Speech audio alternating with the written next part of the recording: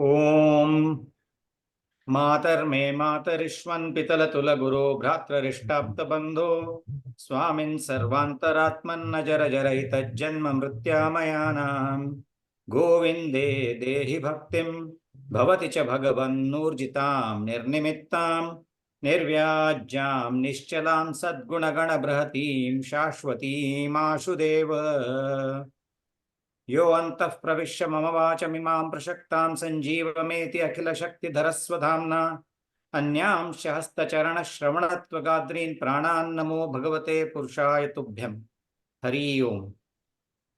Good evening, everybody, and welcome to this session. This is the last session on Chapter 3. Harish ji and team have taken us wonderfully through the Chapter 3 thus far, and they'll be concluding today. And today we have the good fortune of being able to listen to Kesava Rao ji again. He had inspired us when he had addressed us previously in the same forum. So we do look forward to listening to Keshav ji's talk also in the short while. In the meanwhile, I'll hand it over to Harish to take the proceedings forward for this evening. Harish ji, over to you, please. Okay, thank you, Suresh ji, and Hare Krishna. Welcome, everyone. And so we'll continue our journey forward in the discourse on Karma Yoga. So I'll do so this is how we'll structure the conversation today. We'll do a very quick recap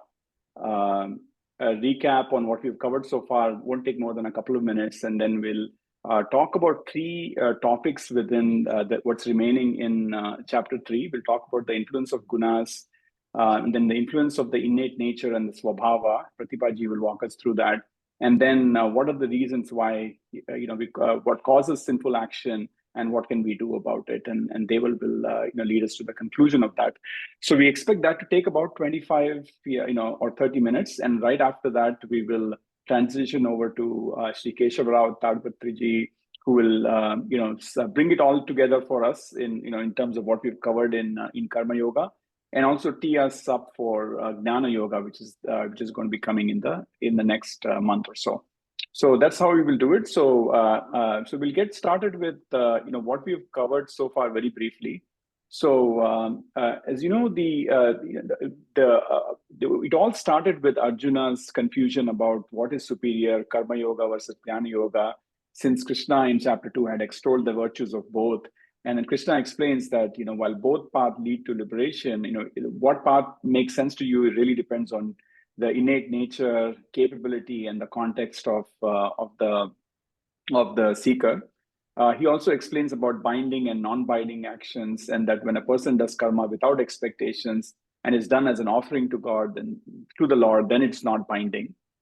He also talks about yajna and all the beings, in the universe is involved in some form of yajna, and it's all part of the cycle of creation. And then you may recall that he talks about the karma for jnanis, and that and for everybody else, who is not a jnani, what does it mean? And then particularly for jnanis, that even they need to perform actions for loka sangha, just for the benefit of the world. And then he's starting to now explain about the three constituents of the universe, the Brahman, the Jivas, and the Jadas, and explains their attributes and actions. And that's what we'll delve into in the next shloka, where he talks about, the shloka reads, Tattvavittu Mahabhavo Gunakarma Vibhagayoho Guna Guneshu Vartante Iti Matvana Sajjate. So here, he's telling him that there is a really the learned ones, you need to be aware of what guna guneshu vartata, the difference between what is sorry, I should go.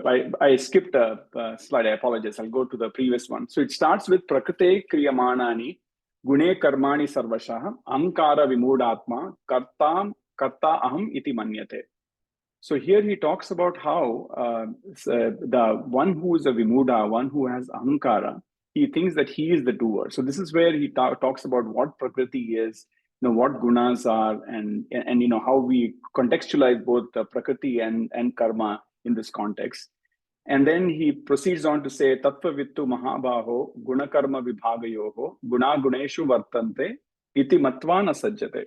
So, to help us understand these 2 points, we'll spend a little bit of time on Prakriti and of Guna Karma Vibhaga. So in Prakriti, there's really 3 definitions of Prakriti. There's the Lord is defined as the Prakriti, is the Gnana, Ichcha, and Kriya Shakti, and is independent. And then there is the jivas, which is those that are mukti yogya jivas, the nitya samsari jivas, and the tamo yogya jivas. And then what's more commonly understood as the jada prakriti, which is the sattva, rajas, and tamas. So all of those is defined as prakriti. And when we and then when we talk about jadas, as we've heard in prior lectures from Madhuji, that jadas just have the kriya shakti, and then the jivas have the kriya shakti, and in addition to that, they have the ichcha shakti, which is the will.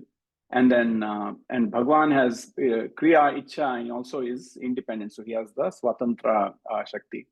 And then what I was trying to explain in this, this color palette is that gunas actually have a mixture of all of this. So in some cases, we may have jiva swabhava, and then it's all the things that we get from our indriyas. And then what the Lord is actually, encouraging us to do. And in addition to that, the prakriti of sattva, rajas, and tamas. So, so the way I understand, these 2 slokas is that not understanding that these are all the components that go into the gunas and the karmas, people will start to understand that they are doers all of this, and not understanding that there's prakriti involved in it, there's gunas from the Lord involved in it. And once you understand that itself can help you appreciate that you are not ultimately the doer, and therefore your karmas will then therefore be less binding. So that's the way to, at least that I've interpreted these 2 shlokas from Sri Krishna. And then we then talk about the Tattvavitu Mahabaho Guna Karma Vibhagayo Guna Guneshu Vartante Iti Matva Na Sajjate. So here the Guna Guneshu Vartanta is, the interpretation, there's a couple of interpretation. One of them is that the Lord's attributes, the gunas, initiate the actions, which is the Guneshu in individual souls based on their innate nature. And the second interpretation, which is probably more commonly understood, is that the individual souls, so the soul's sense organs, the gunas, act on the sense objects based on the Lord's will.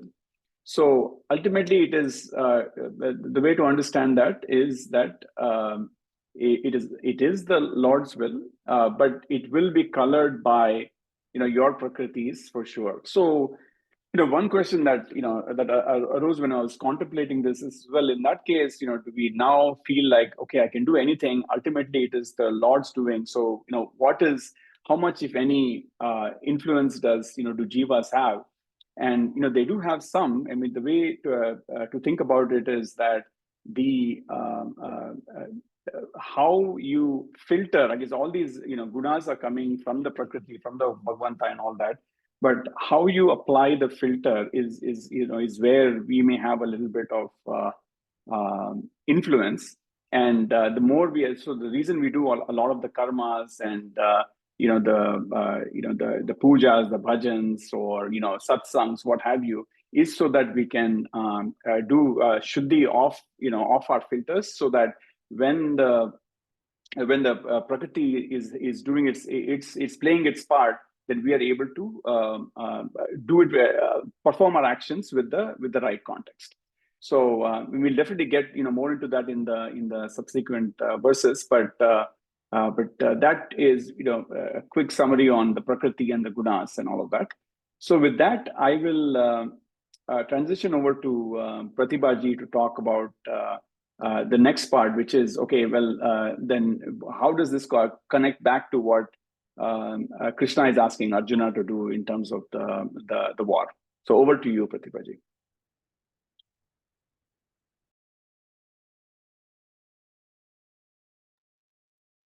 Pratibhaji, you're on mute still. Namaskar Tadipatri ji, and namaskar to all Mahatmas. Shri Gurubhyo Namaha. So I'll be talking about how how you perform the duties without expectations, the Shraddha is very, they've said that Shraddhavantu Anusuyantu. So after discussing the ways that the learned and the ignorant ones perform their duties and differences in their approach, now the Lord summarizes this topic and he asks Arjuna to perform his prescribed duties of waging the war as an offering to him. So he is to do this without any expectations, without ego, and knowing fully well that it is the Lord who is powering him in his efforts. Like you have Naham Karta, Hari Karta, with that Samarpana Bhava, you perform the duties. So Rayuru in Gita Vivriti, he says that a passage in Agneya Purana highlights that importance of Shraddha, the faith, that is very important when you act upon anything in your religious and moral life. So matter, spirit, God, they are all very good words to hear, but they are too subtle and they can be grasped only by faith. So neither by abundant bodily penances nor by vast riches is dharma attained. In faith, it's with that Shraddha is dharma. That Shraddha is the knowledge, the sacrifice and penance. And in faith is that Swarga and Mukti. So a person may gift all that there is, including his life, but if he does so without any faith, with the ego, with that ahankara, then he will not reap the slightest benefit despite his immense donation. So these three shlokas talk about how do you perform your duties without expectations. And Harishji, the next shlokas talks about the inherent swabhava. So when you perform the duty with Shraddha, how does a person get the Shraddha? So that Swabhava within him, the behavior is molded by this intrinsic nature. So the other three shlokas talk about that Swabhava, the inherent nature. And for the Sri Madhvacharya, he says that underneath the karmic experiences and propensities of one's material embodiments, there is embedded in the jiva itself the innate nature which permanently determines the character and the worth of the individual.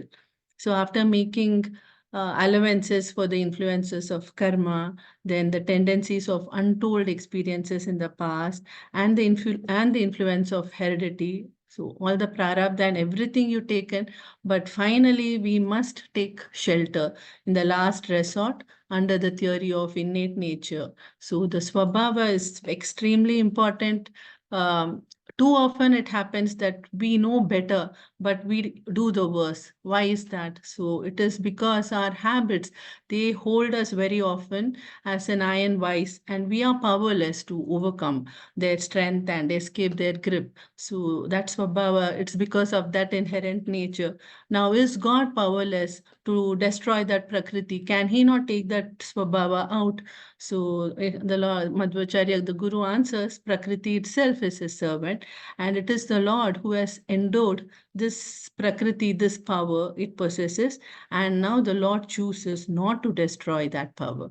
So as Madhuji had very clearly had taught us that you cannot, the Lord can do it, but he chooses not to destroy that inherent nature. Then it would be a death of a soul, but we know that soul is eternal and the jiva is eternal. So that God chooses not to destroy it. Regarding the objects of every sense, like you have love, hate, they unavoidably persist. So in Gita Vivriti again, Raghavendra Rayaru says, let them not come under their power, for they indeed are his enemies. So the Rayaru says, this verse applies only to those who are inherently good, who has that sattvic swabhava, and they should not be disqualified by nature, like passion, hate, and the rest of the brood are not invincible, but you require a great and a mighty effort to conquer them due to like how we had it was a habit that we had been doing it in the past due to the weighty legacy of instincts and inclination left to us by untold lives in the past. So this is only for the uh, I think the next the shloka talks about it. It is this verse applies only to the swabhava who are inherently good and they have the capability to conquer the vices. Hari Om. I'll give it to Devalji to talk about the, yeah. Hari Om, Jai Shri Krishna. Namaste. Thank you, Pratibhaji. So the next few verses of Karma Yoga, chapter 3, we're just going to go through it with Arjuna asking a very pertinent question as what we as human beings, struggle with in everyday life. So it is a realistic and a representative question of a human struggle. We intuitively know what is good and what is bad, and our conscience makes us feel bad if we are when we are doing something bad. But even then, we commit such acts. So Arjuna is asking Krishna as to why this is so. Think some of the key words over here is prayukto, as in we do these sinful acts by as if we are impelled by a force, which is very strong. And anishchanapi, which means even unwillingly. So, which is sort of you're conflicted. You don't want to do it, but you just feel that you have to act in a certain way. It's interesting that he addresses Krishna as Vashnerya, belonging to the Vrishni clan, and who's known for their valor and bravery.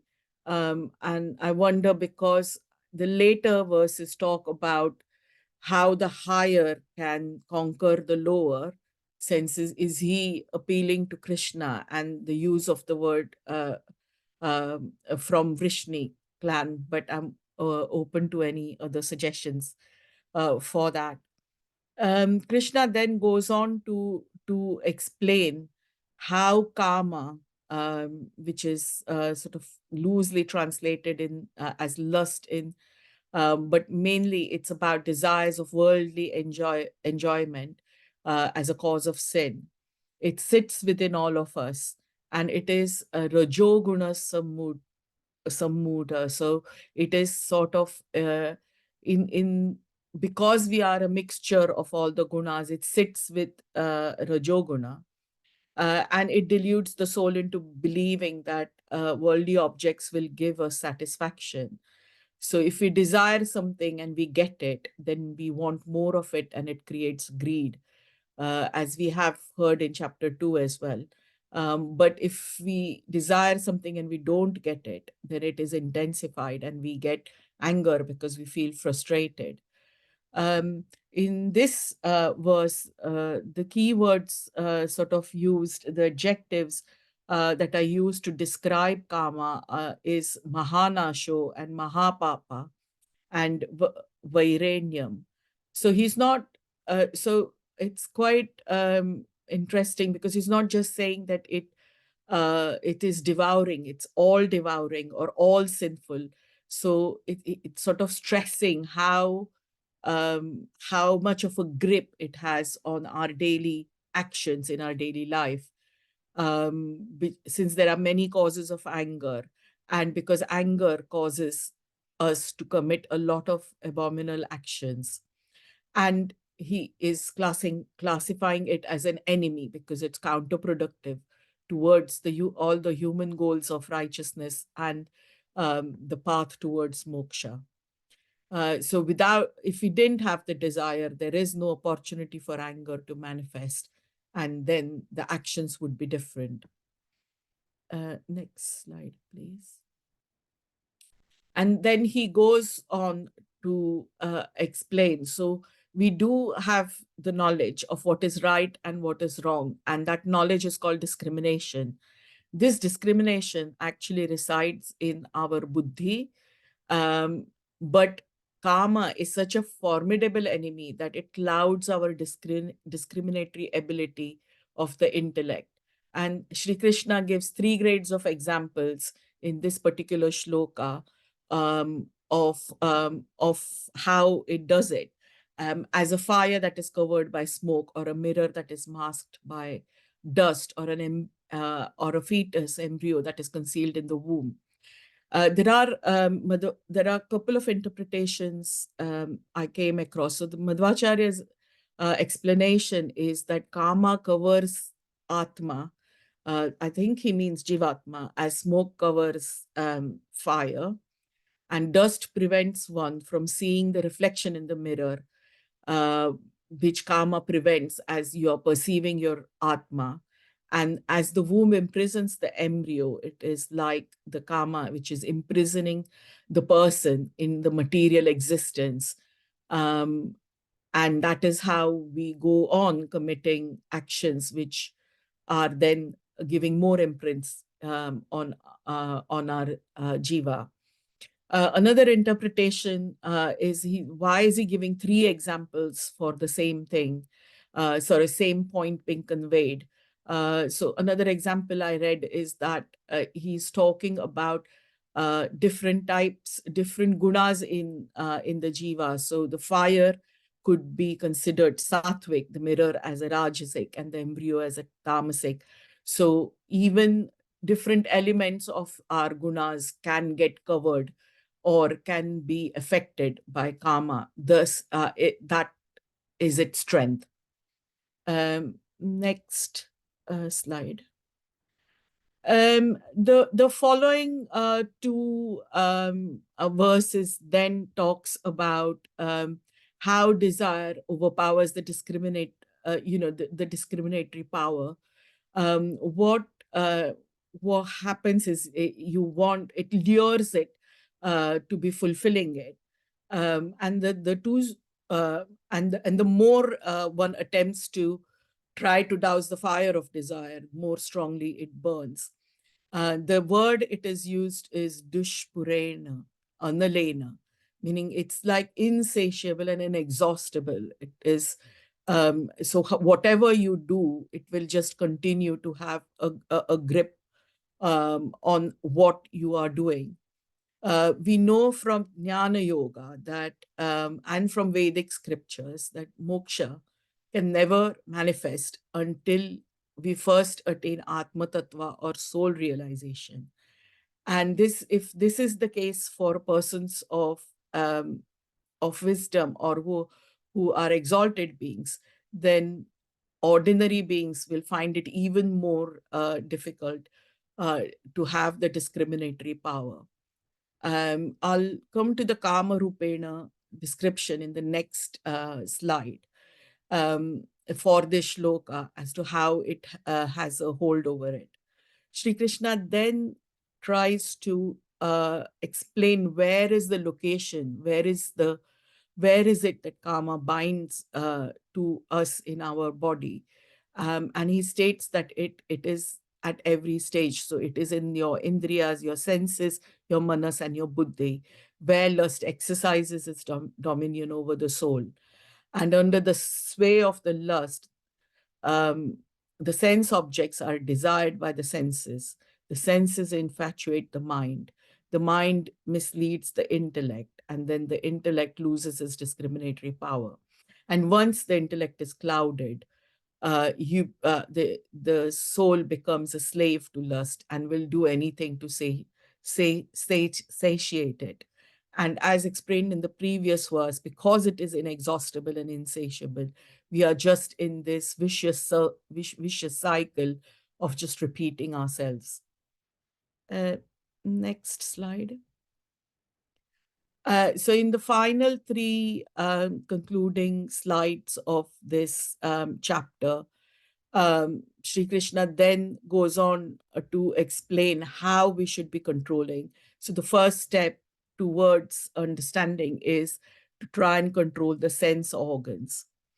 Madhvacharya's explanations for this also sort of expands to the theory of the Taratamya, which is also an explanation about these chapters. These verses.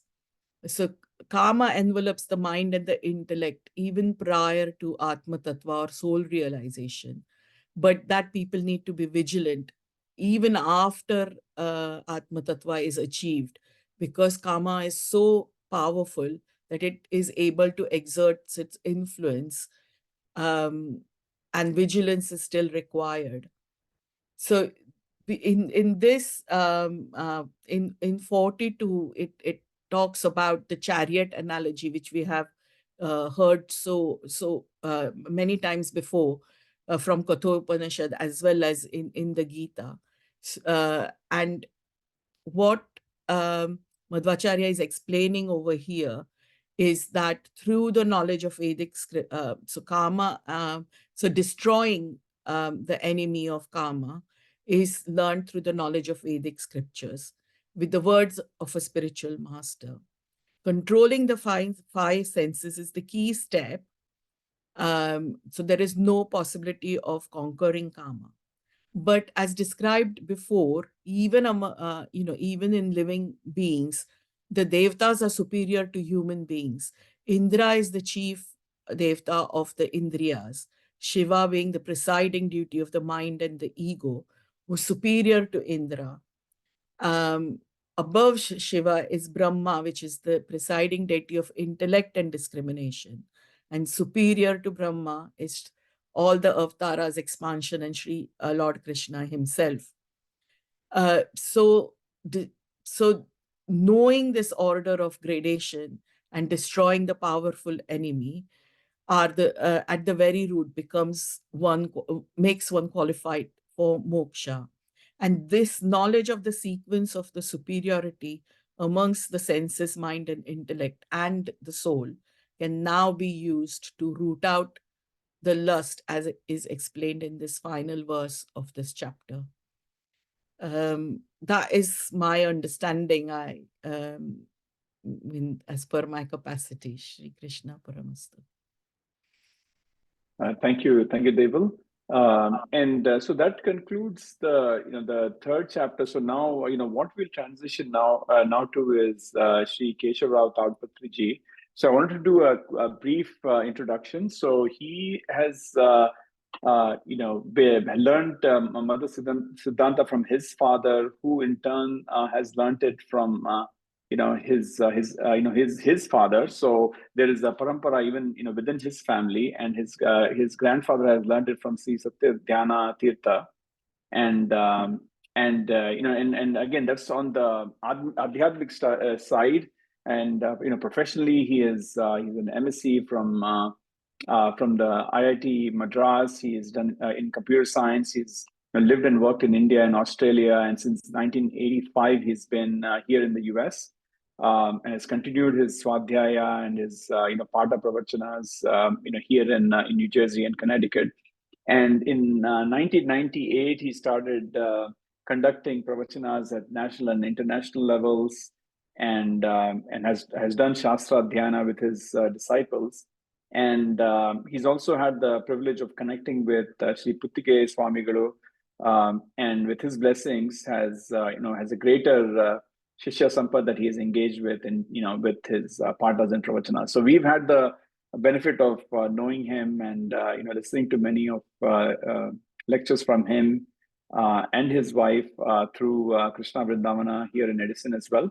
But we're fortunate to have him here. I think he has been here once before, but very happy to have him join us and give us additional color.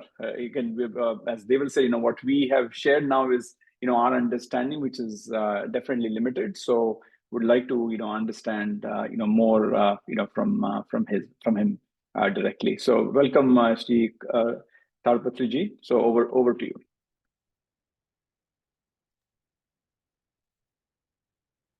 हरे श्रीनिवास हरि ओम श्री गुरुभ्यो नमः अभ्रमं भंगरहितम् अजडं विमलं सदा आनन्दतीर्थमतलं भजेतापत्रयापहं मिथ्या सिद्धान्त दुध्वान्त विध्वंसन चक्षुः जयतीर्थाकृत निर्भासतां no हृदम्बरे अर्तिकल्पितकल्पोऽयं प्रत्यर्थकेसरी Vyasatirtha गुरुर्भूयात् अस्मदिष्टात् सिद्धये तपो विद्या विरक्त्यादि सद्गुणोगाकरानहं वादिराजगुरून् वन्दे हैग्रीयपदाश्रयान् पूज्य राघवेन्द्राय सत्यधर्मरताय च भजतां कल्पवृक्षाय नमतां कामधेनवे दुर्वादिध्वान्तरवये वैष्णवेन्दीवरेन्दवे श्री राघवेन्द्र गुरुवे नमो अत्यंत दयाळवे आपादमौलिपर्यन्तं गुरूणाम् आकृतिं स्मरेत् तेन विघ्नाः प्रणश्यन्ति सिद्ध्यन्ति मनोरथाः हरिः ओम श्री गुरुभ्यो नमः. It's been a very good fortune to be associated with you all who have been studying Bhagavad Gita. Bhagavad Gita is not an idle philosophy. It is an ideal philosophy. It actually answers a lot of our practical questions also. And when you see any sloka of Bhagavad Gita or any adhyaya about, oh, this is the what is most important. Every shabda, every vakya, every sloka is loaded with a lot of thoughts, and it's left to individual, contemplation to think and delve deeper and deeper into the concepts. So especially the third chapter, our third adhyaya is concerned with the karma, because the karma is actually very, very important for us in any action that we perform, why we perform, what we do, how we do. This is all very important. But a lot of times, we have this karma and jnana coming, people's minds, they actually generate a curiosity. Does jnana first come from karma or karma from jnana? Which one is from what? So this is a fundamental question that comes.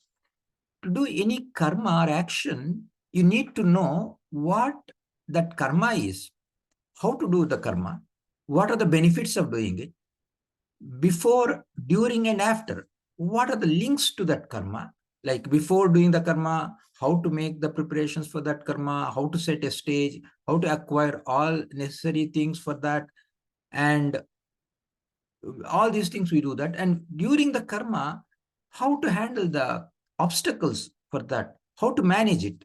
And after the karma, how to offer that to the Lord. So all the time, to perform a karma, we need the jnana. Oh, so jnana is the very basic thing. So jnana leads to karma. Then you need a lot of jnana to do karma. How to get that jnana? So jnana doesn't come from the sky, right?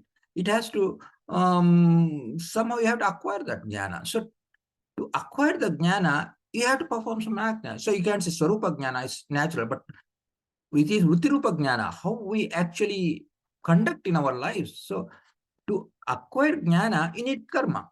So, oh, now you need jnana to karma. So we are kind of got it a loop. Oh, is it an infinite regress? So Vrittirupa jnana, it needs karma, and the karma needs jnana. So it is like kind of a loop. So this jnana and karma doesn't make any sense for us. Can we say that? No, it is not, because see, it's similar to the seed and the plant. Plant comes from the seed comes from plant. Oh, this doesn't make sense. So the plant and seed, let's forget about it. We don't say that. We see that practically both of them are there. How Paramatma starts this, we don't know. It is anadi shabdas, like, karma is anadi, we say, jnana is anadi. So both of them are anadi. So from Sukshma Rupa Jnana to Sukshma Rupa Karma, how Paramatma starts that, we do not know, but still we see the effect of jnana and karma, each one fulfilling the other. And the jnana takes the very important thing, jnana naiva parampadam, all these things, nanya panthayana. So jnana is very essential. But jnana, the practical application of jnana comes through karma. So this is what the then can jnana be there without karma, or karma be without jnana? Means no, karma and jnana are, for example, okay, some people say, oh, my path is jnana path, I don't need karma, or my path is karma path, I don't need jnana. So this kind of jnana marga, karma marga, people have wrong understanding. One of them is sufficient, one can exist without the other. No, it is not. Acharya clarifies it. Karma or jnana, they are so intertwined, so interlinked, that whatever, when we talk about one, we actually be talking about the other automatically. There is a lot of complete intertwining between the two. So karma is clearly associated with jnana, kriya, and ichcha. So we talk about jnana, ichcha, kriya. So karma can be associated with kriya, and the ichcha, where does the ichcha fit in? So whether we want to do a karma or jnana, either of them, it has to have a ichcha preceding that. We should have the desire for jnana or desire for the karma. So ichcha is a kind of a common layer which takes over, which comes along with the jnana and karma. So it becomes a kind of automatic intertwining with the jnana and karma ichcha. See, that's why we always talk about jnana, ichcha, and kriya. So when both are so interlinked, which one is more important? The stage for that is set actually in the second adhyaya, 49 sloka. Krishna says, Durena hyavaram karma, buddhi yoga dhananjaya, buddhav sharnamanvicha, krupanaha plahetavaha. When Krishna says that, so here in the first half, it tells, it said that karma is far inferior to buddhi yoga, jnana. So then the third quarter, where Buddhav Sharanamanvicha. So Buddhav, Buddhi, that is jnana. In Buddhi, Sharanamanvicha. So, now jnana is important. So resort to jnana. It says, why? The reason it's given in the fourth one, Krupana Phalahetavaha. Phalahetavaha. Those who are run after the fruits of the action, they end up in sorrowful state. So because of that, jnana is very important. So jnana is much superior to karma. This seems to be the intention of that. And that's how the third chapter starts. As you are known, Arjuna asks a valid question. Hey, Krishna, you said jnana is a lot more important than karma, but you're asking me to engage in the dreadful karma action of fighting the war. Why? Why are you giving me mixed signals? Fix one thing for me by which it's kind of puts me on the right path that leads to the more blissful state. So this is what covered, Arjuna says, Jayase Chet Karmanaste Mata Buddhi Janadana Tatkim Karmani Ghore Mam Niyojis Keshava Vyamsheneva Vakyena Buddhim Mohayasiva me Tadeva Vada Nischitya Yena Sheyo Aham Apnuyam. So this Arjuna asks a valid question. Then actually Krishna answers, no, see, in this world, so Sri Bhagavan Vacha, Lokesmin Dvidha Nishta, Pura Prokta Mayanagha, Jnana Yogena, Sankhyanam, Karma Yogena, Yoginam. Both have their own important roles to play. So, both are important. So, now this leads to further questions. Hey, what are the lakshanas for those? For, it says, okay, for jnanis, jnana yoga is best. For karma, for performing karma yogis, karma is the preferred path. Then what is this jnani? What is this karma yogi? What is meant by that? So this concept we need to have to understand, because to know what is good for us or what is right for us, we should know what are the lakshanas of a jnani and what are the lakshanas of karma yogi. See, here, for a jnani, he knows also what karma is to be done. So jnani means, I just have jnana, I don't have to do any karma. No, it's not. Actually, Acharya clarifies, for every jnani also, karma is very important. And the jnani knows what is the role of karma. He's aware of that. Same way, a karma yogi also knows where jnana fits in, how much jnana is needed. Both of them, they actually know where it starts. So the lakshanas for them is both realize the importance of nishkama karma. Nishkama karma is what is needed. A karma yogi and jnani, both of them, they realize that. And the way it works is both are there all the time. That means jnana yogi has both jnana and karma yogi has both jnana and karma. Then how do we determine whichever is more? It's actually individualistic. Each one has either jnana percentage is more or karma percentage is more. Based on that, that is what we call prachurya. Whichever is more abundant, that's what they are called, jnana yoga or karma yoga. But both have both of them, because as I mentioned, they are interlinked. They always go together. So then the question comes, so how does one know whether that person is jnana yogi or karma yogi? It's because for us, how should I know? Okay, for jnanis, this is what, for karma yogi, this is what. But how should I know what I am? Am I a jnana yogi? Am I a karma yogi? And in fact, Sri Krishna, he told Arjuna, has to be a karma yogi.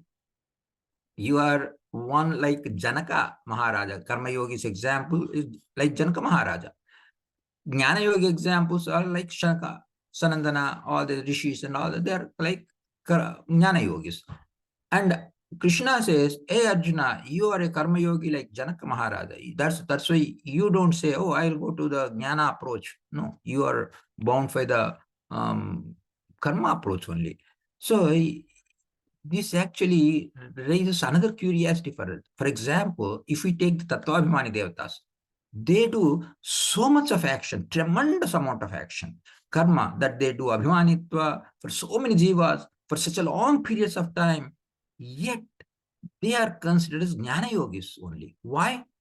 Because relatively their jnana is so high that their jnana is more than the amount of karma they are doing. So this everything is relative only. Secondly, if devatas are jnana yogis, Indra is a jnana yogi. Then Arjuna is an incarnation of Indra. How come Indra is a jnana yogi, but Arjuna is a karma yogi? How? Means here the path is not completely dependent on the swabhava of the jiva. It's not, oh, you are there for eternally, you are the same thing. No, it depends on the prescribed duties determined by the birth, circumstances, etc. So Arjuna was born as a Kshatriya and taken up the cause of the people, like Janaka Maharaja. Janaka Maharaja is a great jnani, but yet he's a karma yogi because he has all those responsibilities. Same way, Arjuna has all the responsibilities. He has to fulfill the responsibility. That's why he is considered as a karma yogi only, not as a jnana yogi. Now, for us practically, how is it applicable to us? Our birth and our way of life, that determines the path we have to go. So we have to realize the importance of Nishkama Karma and choose the path determined by, of course, Paramatma is the one who is guiding us, our circumstances, our conditions. So the time to time, our intuitions, they drive us to whatever is the right thing for us, whether it's a jnana approach or karma approach, our way of life, our things, they determine that. And then it goes on, the fourth, Naishkarmya. That's a loaded topic by itself. So I'm not going to delve deep into that. And Naishkarmya, we'll probably talk about it some other time. But I'll just read the sloka. न कर्मणाम अनारंभ्यास नैष्कर्म्य पुरुषो अस्नुते न च संन्यसनादेव सिद्धिं समधिगच्छति. So naiškarmya, people have some wrong notions, they're all corrected in that. We'll park that for now and go further. So one of the most important points is that no one can remain without karma, because every time, okay, for some time I won't do any karma. That's not possible. Nahi kaschit kshanamapi jatu tishtati akarma krutya. Karyatehi avashaha a narayana avasha narayana avasha karma sarva prakriti jair gunaihi. So prakriti ja guna. This prakriti shabda is a very interesting. We'll talk about it a little later. Actually, today's talk also that prakriti word came quite a few times. Confirms no matter what path you choose, jnana, karma, and bhakti are present in every path. It is only the question of prajna, as I mentioned, concentration. Whichever is more concentrated, that's what we call it. So, karma yoga, jnana yoga, or bhakti yoga, people use this terminology. That doesn't mean they're exclusive terms. Lot of you might have heard mana eva manushyanam karanam bandha mokshayoho. So the 6th and 7th slokas cover a similar concept, and it talks about karmendriyani samyamya ya aste manasa smaran indriyarthani vimudhatma mithyachara sa uchyaten. So what it talks about is, and also is yes to indriyani manasa niyamya arabate Arjuna karmendriyaihi karma yogam asaktah savishishyate. This is a crux of it. So if we let the mind control the sense organs and faculty organs, and so basically some people say, oh, I do a lot of things, I am so much of self-control, I won't look at bad things. So the indriyas, they control all the indriyas. Don't take, I don't go for any good food or anything. I take whatever is getting. I show my control of indriyas. People say that, and then the mind is always thinking of, oh, I want this, I want, oh, it's how nice it have been.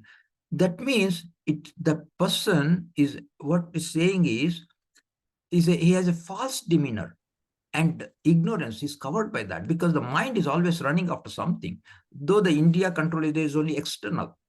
On the other hand, if the control of the Indriyas is done through the mind, so the mind is put under control and the mind controls the Indriyas, then that's the right approach. That's how it should be. One should be. So that is the approach one has to take.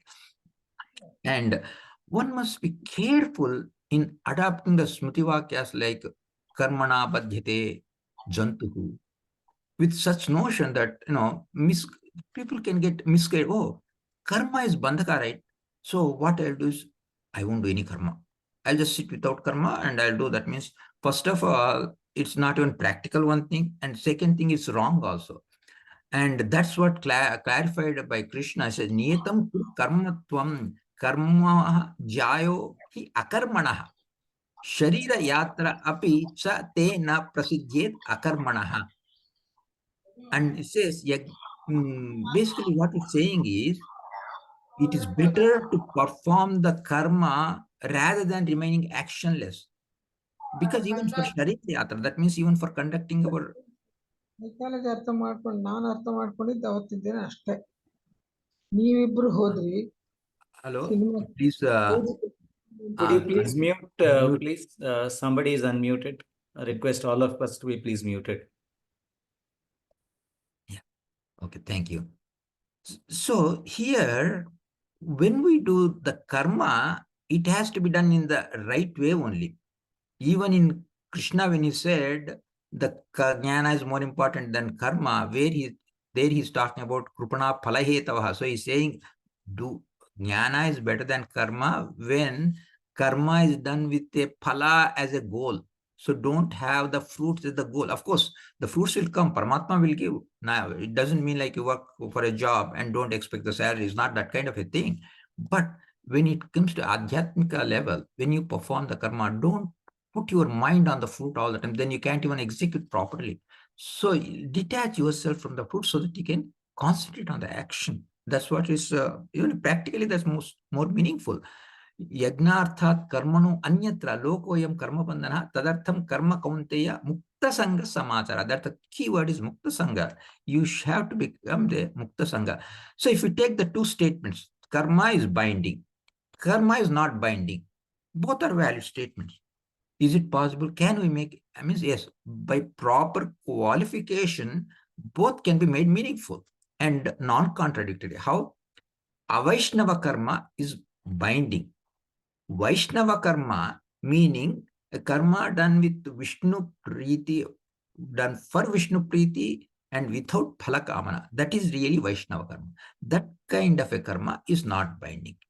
So that means this also gives the impractical refrain from action is a disaster, as it is not only an obstacle for conducting life.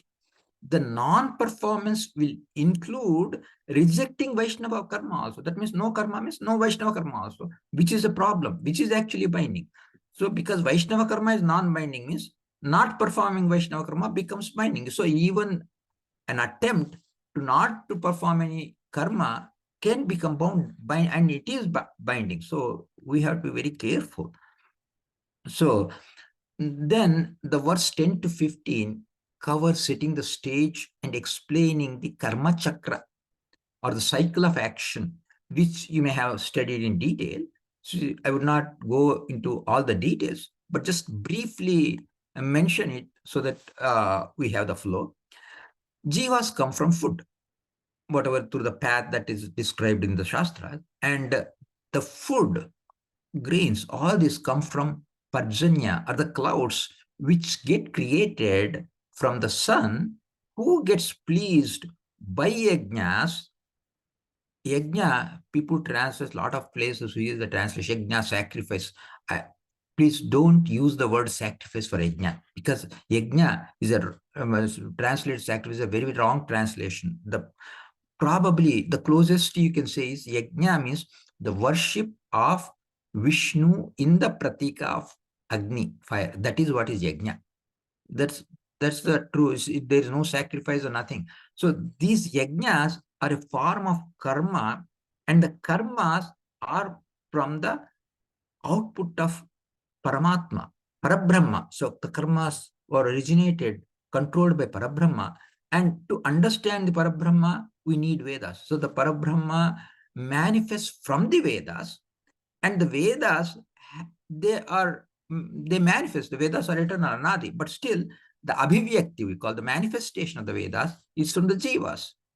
And the jivas that have taken birth, they become again dependent on the food. So the cycle goes like this. So this is the karma cycle. And the verse number 16, it mandates the participation in this cycle. Everybody has to participate in this cycle. How do we participate? By doing the prescribed yajnas, which actually the yajnas means not only the homas that we do. We talk about Panchamaha yajnas, that's also yajnas. That daily activities can be thought of as performing the right yajnas. And if we bring Paramatma into that, that means we are participating in the cycle, the karma cycle properly. So the life of non-participation is a sinful and sensual scrap. So we have to participate in this yajna. That's what it emphasizes. And then the sloka 17 to 20, they emphasize on the importance of karma, and concluding in the verse number 20 that Arjuna has to engage in karma action. Thus, there is a mandate for karma for all jivas. And the sloka 21, it emphasizes that all the great ones must, they must be role models, because others, they follow them. So in performing action, they have to become the role models. They perform the action, then others also follow the action. So that verse, sloka number 22 to 24, Krishna himself says, hey, there's nothing I have to do, but still I vartayeva karmani, I still perform the actions. Krishna tells that even though for him there is no mandate, he still engages in action, as otherwise people try to follow him. In just not, of course, they can't follow in Krishna in everything. Oh, Krishna is not doing action, let us not do the action. It becomes a disaster. So, because people follow whatever is easy to them, whatever are difficult, they don't follow. So, which will lead to hell for all the people. So that's why Krishna says, even though he doesn't have to perform, he still performs all the actions, he engages in actions. And then sloka 25 to 26 talk about the ignorant ones doing all the actions with fruits in the mind. They have so much attachment for fruits. So the difference between the ignorant ones and the wise ones is this: the ignorant ones are obsessed with the fruits.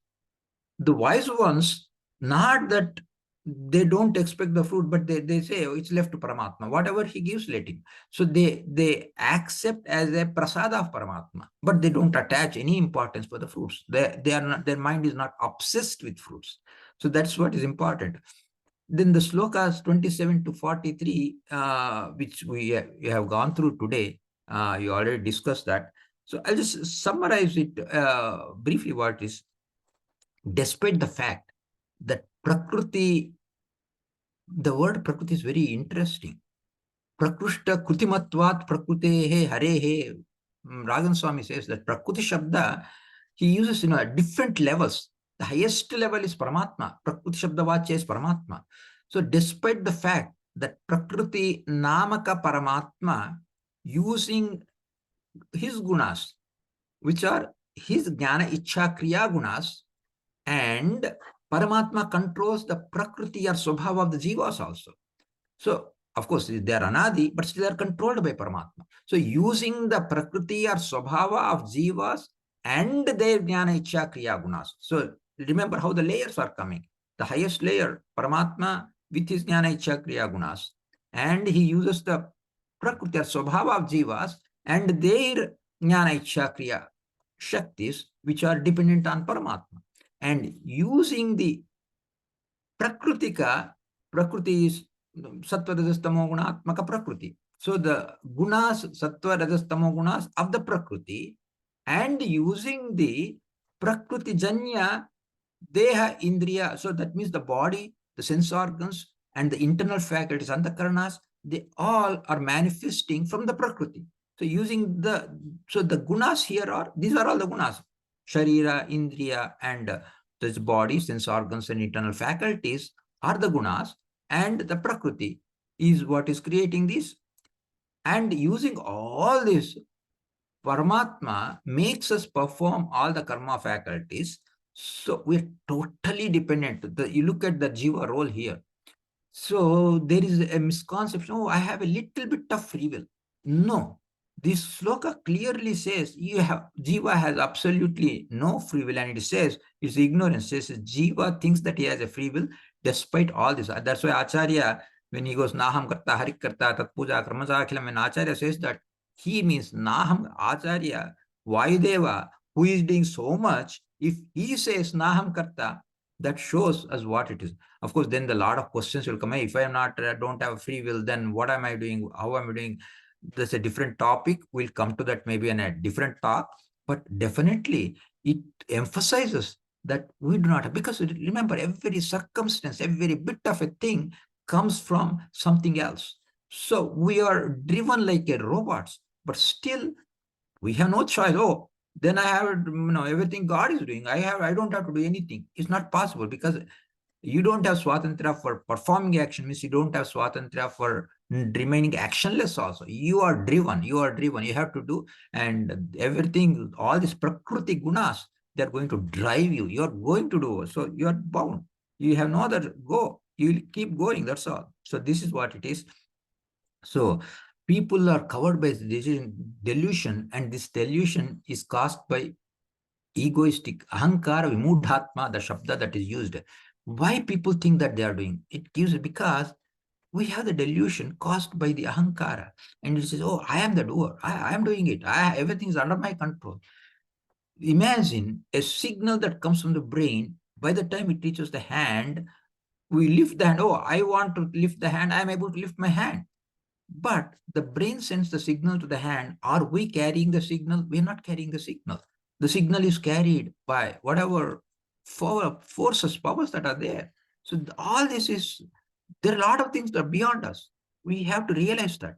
So the wise realize all this, and so they do not make that mistake. Realizing this, the wise man must not waste their time. Okay, I realize that. Now let me go and correct everybody else. No, don't do that, because the realization also includes, the wise man also realizes, if someone is not ready, willing to be rectified, my attempt to rectify that person is a waste of time. So don't waste your time on that. Nabuddhi Bedam Janayet, Krishna says that way. Realizing the wise must not waste their time in rectifying the unwilling, delusion-driven beings. So is this futile, is waste.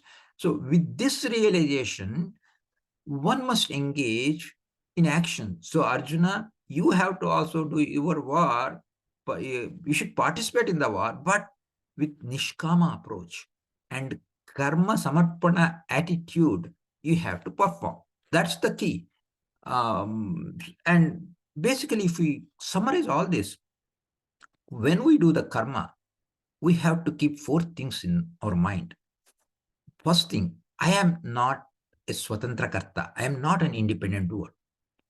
The Lord, and the second one is the Lord, Paramatma, is making me do it. Kartacha karayitacha. He is the one who is making me do it. And the third part is, whatever I am doing, even though I am aswatantra karta, I pray the Lord to give me the understanding that whatever I am doing, it is His puja, pujatmaka buddhya. So let God give me that realization that whatever I do, let it be the puja of the Paramatma. This is the third one. And then the fourth point is, I do not seek any fruits except the grace of Hari. That means Paramatma's anugraha, wishing that, oh, that's also a kamana. No, but that alone is considered as a non-kamana, because everything is Paramatma anugraha only. I mean, you cannot get out of it. That's not impossible. Even Paramatma Anugraha, let it not be there, is not impossible. That is why, even though we ask for Paramatma's Anugraha, it is considered as a non-karma. That is the only one that is considered as a non-karma. So that's why the importance is discussed. Arjuna raises the query: why people are forcefully driven or dragged in wrong direction? As you know, we all went through that. So I'm going to give a very brief summary of that. Krishna points out that kama, anala, that's anala, the shabda itself indicates what it is. Alam means enough, alam, enough. You take the fire, you put something, oh, I burnt enough, I'm not going to burn anymore. The fire won't say that. Put me more. You put as much, the fire keeps on consuming it. It never says, I have burnt enough, I won't burn anymore. It won't say. That's why na alam, analam, not sufficient. That's why dushpurena analena. That's why this is dushpura anala. This explains the power of kama. So this kama means the probably a crude translation can be undue desire. The desire which is undue, which is not in the right way, that's what is a problem. So this is the root cause, and Krishna goes on explaining how to overcome it and all the thing that we covered today. So after explaining all these wonderful aspects of karma, they slowly slides into the fourth adhyaya, which is called Jnana Yoga. Krishna starts with how he passed on the Jnana about the Karma Yoga to Aditya, and down the Parampara, Aditya passed on to Manu, and like that. The entire parampara, we have to understand that not only Krishna directly giving to Brahma or Aditya, but in every one passing on to, like if I am telling you, Paramatma is staying inside me, he is making me talk, and Paramatma is inside you, he is making you receive it, and when you pass on to someone else, Paramatma. So this in entire parampara, the Paramatma's hand is to be seen. So all through the Antaryami Rupena, Paramatma passes on necessary jnana, and so that's how it starts. Everywhere his hand is to be seen. And the interesting thing to be noted is that in that fourth adhyaya, it is called Jnana Yoga, you see a lot of discussion about the unfathomed Gahana Karmano Gatihi. The karma. So a lot of talk about the karma comes. That itself shows, hey, I talk about Jnana Yoga, I talk about only Jnana, I won't talk about karma. It's not possible. That's why that intertwining I talked about, they are so interlinked that in Jnana Yoga, a lot of talk will come about karma. In Karma Yoga, a lot of talk will come about Jnana. But as I mentioned, the prachurya, whichever is more concentrated, that's how we call it. Oh, this is Jnana Yoga, this is Karma Yoga. But they are always intertwined and they go together. They're linked together. This is how slowly the transition happens from Karma Yoga to Jnana Yoga. And here I'll pause it. Any questions are there, you can feel free to ask. Hare Srinivasa, Sri Krishna Arpanamastu. Hare Srinivasa, thank you so much, Tadipatri. I will just ask if anybody has any questions. Now would be a good time. And even if it's not a question, Madhusudan ji or Suresh ji, if you guys have any, or anybody else has any comment, please, now is a good time. Thanks, Sareshi. I have a question, Tadipatri. I mean, something maybe very basic. No, thanks for the excellent disposition. I mean, you laid it out very nicely. The question that I have is, in the definition of karma, I mean, is mental contemplation considered as karma? I mean, how does, when you say jnana karma, I mean, what is this jnana about? I mean, so that's where I get confused and I get lost sometimes. So I just thought I would rather ask that question to you. Yeah, very good question, because yes, karma means, what is karma swarupa itself? What is karma? Like in meditation. That's why Acharya says Jnana Yogis, Sanakadis, they are nirantara, karma is there also with them. So the act of contemplation is a karma only. But what you are contemplating, see, you do the contemplation or meditation or anything, and even prayatna is a kind of a karma. So you talk about effort, doing an effort, that's a karma. So the karma is an execution part. Basically, that comes in every stage, whether a person is doing a complete samadhi, he's sitting there, closing his eyes, thinking about Paramatma. The word is thinking is a karma. So anything that is, that's why the karma is again divided into manasika, vachika, kayika karmas. So that means the karmas are again three. Manasika karma is also a karma. That means whatever activities you do with the mind. Same way, vachika karma, the word you say, utter some words. The speaking, that's a karma. And kaya karma, you go, and that is very practical, very easily understandable. You perform something using your bodily action. Though that's the sthula, most gross form of karma is that is a karma. So all these are karmas only. Karma means basically do. So I do meditation. Oh, that means it's a karma. Meditation may be the effect of it. You think about God, that involves jnana part, but the actual meditation is a karma. That's why I said they're so interlinked. You cannot conceive jnana without karma or karma without jnana. They go together like a pair, like two lines of a train. Both the lines are important for the train to go. So they go parallelly, they go together. So everything that you say, I do kind of thing, notion wise in the thought, you say, I'm thinking. Oh, that means a karma. I'm talking is a karma. I'm meditating. I'm breathing. All this, everything is a karma. So the karma, that's why nakaschit kshanamapi jatutishtat ya karma krut. There's not a single instant one is without karma. Every moment we are performing karma.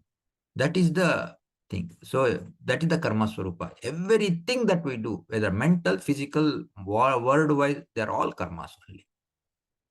Thank you, sir. Very Thank clear. Thank you. I know Pandangaji has raised hand, but just one other question just before we pass on is I had this question with regards to Nishkama Karma. Arjuna should fight the war without worrying about the outcome of the war. But he needs to fight to win the war, right? He can't just say, I'll fight war for the sake of fighting the war. He has to fight to win.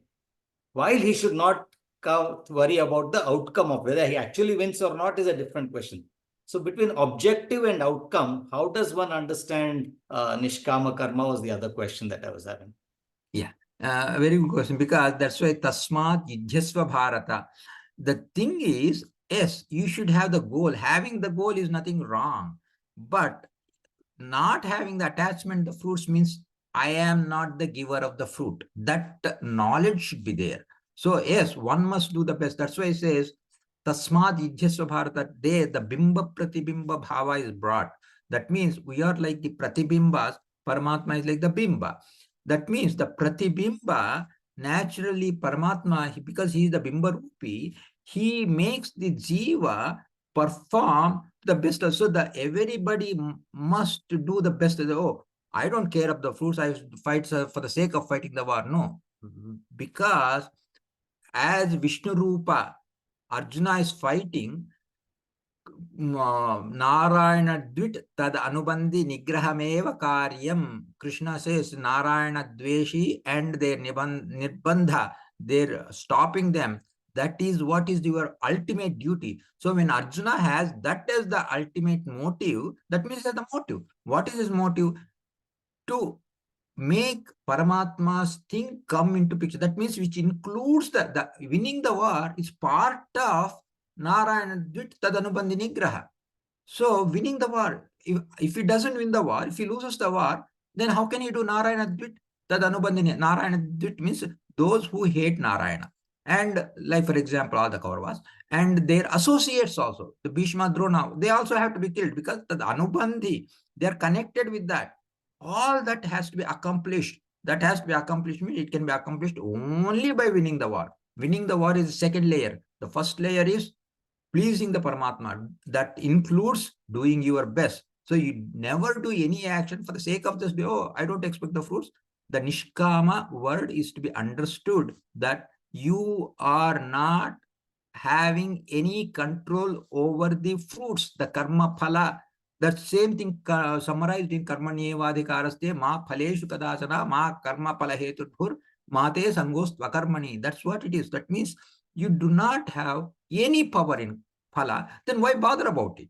Let it come the way it comes, but you do your best. You don't say, oh, I do it for the sake of action, so I don't care for the phala. Means not be obsessed with the phala. Don't be obsessed with the fruit of the action, because then the more you are worried about the fruits, what happens is your execution capability comes down. So the moment you disassociate with the fruits, concentrate on the action, you can do better actually.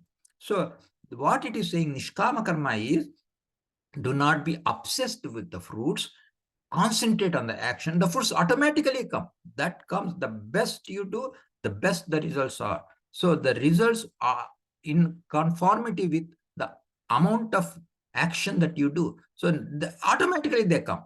Don't be obsessed with it. That is what is the key of the Nishkama karma. Thank you, sir. Thank you. Pannangaji had raised the hand. Pannangaji, if you could ask your question, please. Yeah, Hare Srinivasa. Thank you so much. Actually, my question was kind of partly answered by yourself already, but I'm kind of asking a practical based question. I understand it is all once again on karma philosophy. I understand nishkama karma and giving up the kartritva to the Lord and doing your karma with practice. But let's say, for example, a student, he has to go through his studies, he has to go through his exams and stuff. If he's sort of able to pass and go forward, that's fine. But how can you sort of deal with failures? I know we do not have. Krishna also says, karmanyevadhikaraste ma phalesh, no control over the fruits. But how do you accept that fruits and repeated failures? How do you deal with that? Probably very applicable to today's world. Yes, a very practical question. Yes, failures come, and okay, you do with nishkama and everything leaving to God. You perform the action. How will I handle the failures? How will I take, even before the failure comes, some discouraging situation comes? How do I handle it? All this is a very practical question.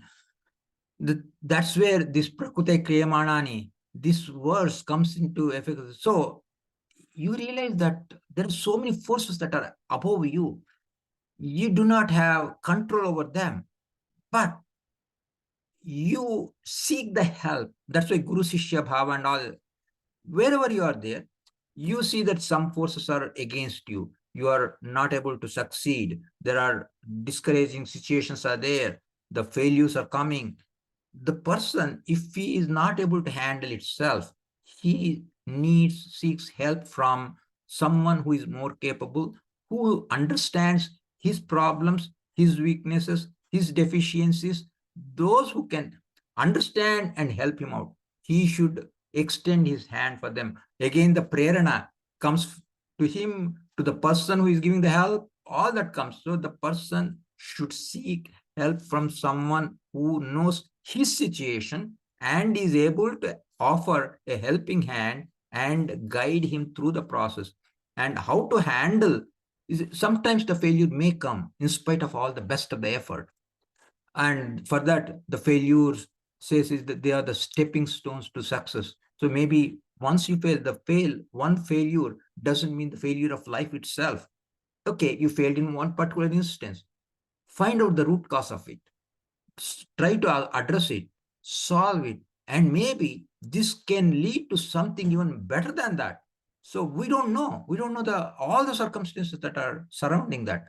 So you do your best, and when still things are difficult, seek help from the more capable ones and take the challenge and have the courage to handle it, tackle it, and definitely eventually the person will come out of that shell. Thank you, sir. So maybe then we'll hand it to Madhuji, please, and then maybe back to Harish for further taking the session forward. Madhu. Yeah, Thank you very much, Sureshji and Tadipatri. I'm really grateful for your enlightening lecture. So I have a question, Tadipatri. From our Srimad Acharya has very clearly given us the direction, saying that it's the soul which is the doer, and it is the soul that gets the knowledge. Of course, the soul's doership is dependent on Paramatma. And the soul's ability to get knowledge is also dependent on Paramatma. And this particular chapter, chapter 2, chapter 3, and chapter 4, talks so much about Karma Yoga and Jnana Yoga from a soul's perspective and how they can make their onward journey. So my question, Tadipatri, is from your perspective, how do the other schools reconcile these chapters? Say, for example, if you go to the Mayavada school, they have not told us that the jiva is a doer. It is the antakarana that is the doer. And if you go to the Vishishtadvaita school, for example, you don't need jnana. You can do prapatti and you just surrender, and the karma itself is enough for salvation. So there are these different views. And how do we reconcile this? That was my submission, and looking forward to your wisdom on this, Tadipatri. Thank you very much. A very good question, and this is actually a burning question, because when it is so obvious, Acharya has explained so well why people have a wrong understanding. Why did they take that wrong path? The main reason for that is what we call purvagraha, or attachment to their preconceived notion. They have certain notions at them, and that is driving them. And dhumenavrite, that we talked about it. So what happens is the samskaras, the prior things, they all are kind of hiding the thing. So it's maybe it may not even be their intention, but they are driven, they're controlled by all their prior associations, prior things. They're kind of suppressing. So they did not, so they went a little bit. In fact, lot of times Satyajan Titra used to say, the Vishishtadvaitis, they did so much nicely because they overcame the effects of the Advaita. They overcame the effects of Advaita, and they said, oh, these are the issues. They address a lot of issues. These are a lot of things. But it, like, making a wonderful dish, prepare the dish, very delicious dish, you are about to consume. You bring it close to your mouth, and just you put it aside. Don't put it in your mouth.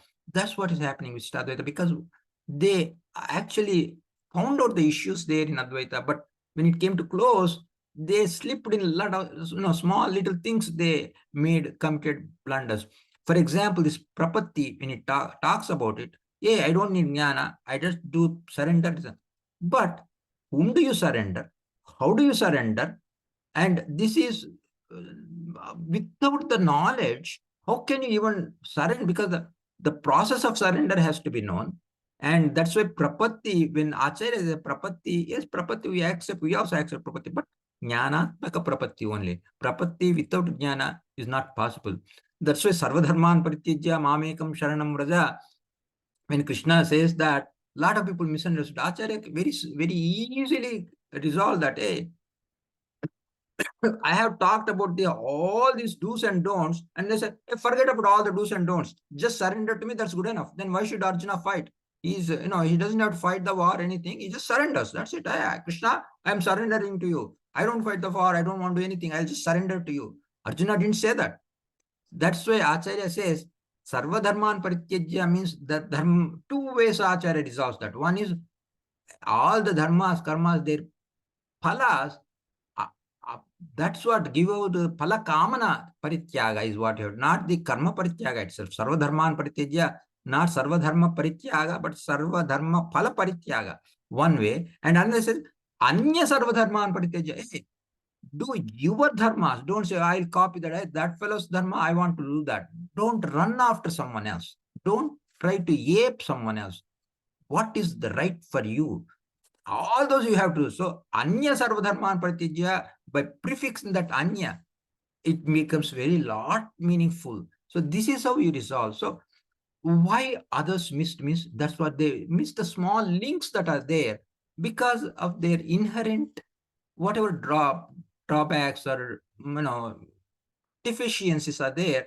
their own inherent deficiencies. They narrowly missed some of the things. Some of them, they very widely missed it because of their purva graha, because they had a certain philosophy in their mind. They are so obsessed with that.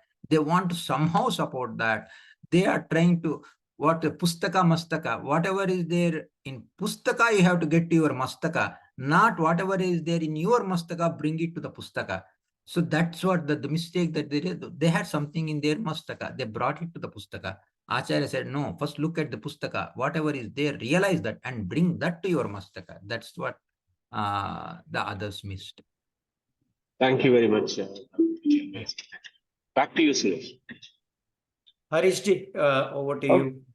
Excellent. All right. Okay. Thank you again, Tadipatri ji. It was a very enlightening talk. So, as we discussed, we'll move on to chapter 4 from the next session onwards. I mean, when I say next session, it probably comes about a month later.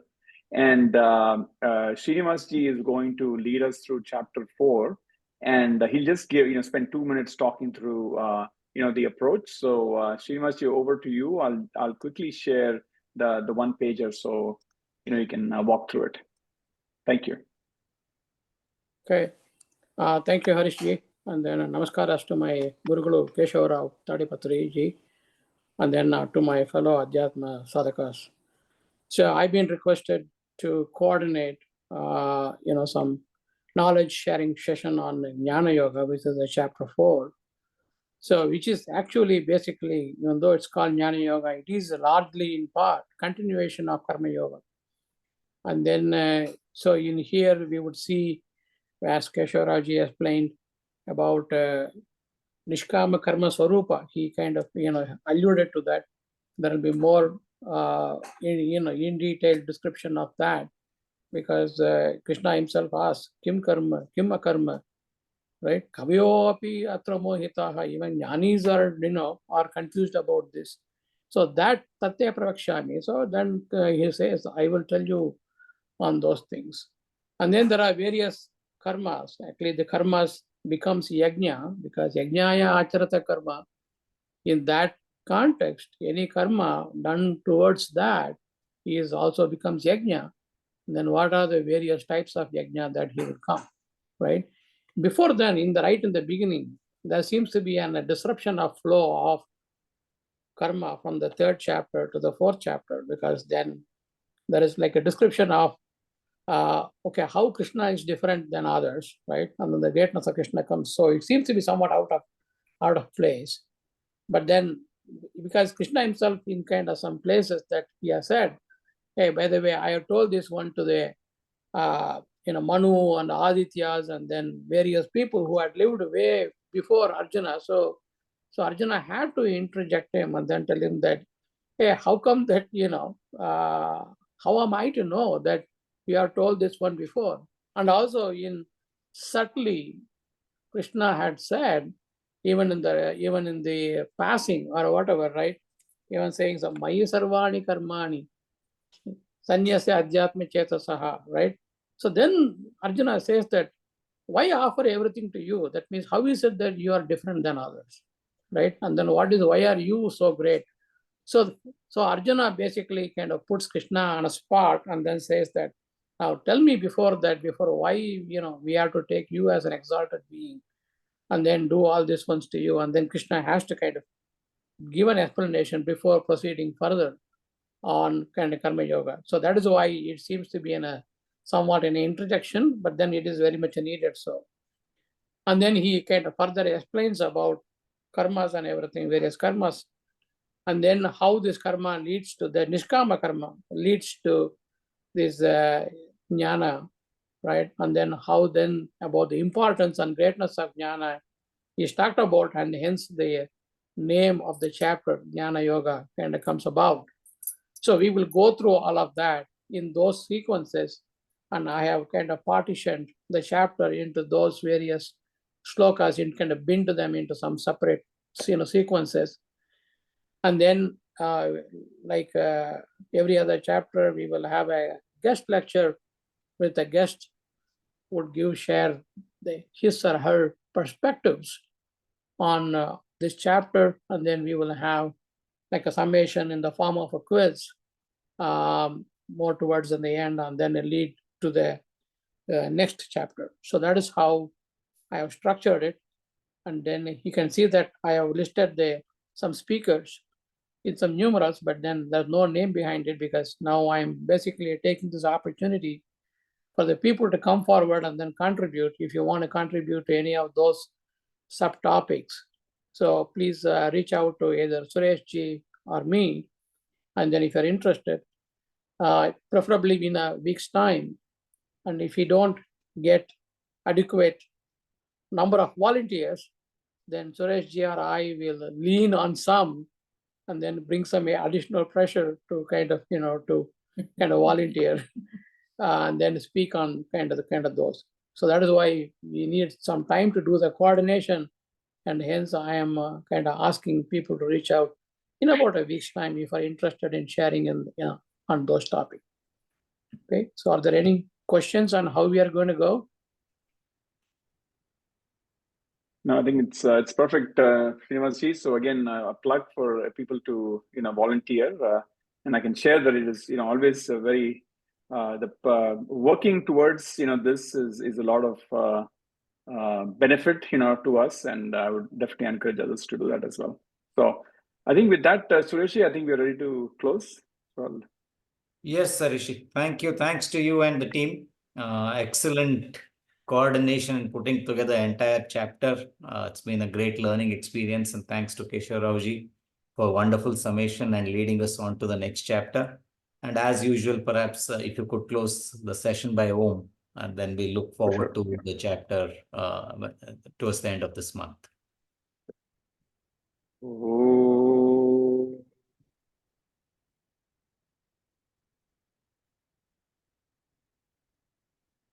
Thank you all, and we'll close the meeting here. Thank you. Hare Krishna, Hare Nama.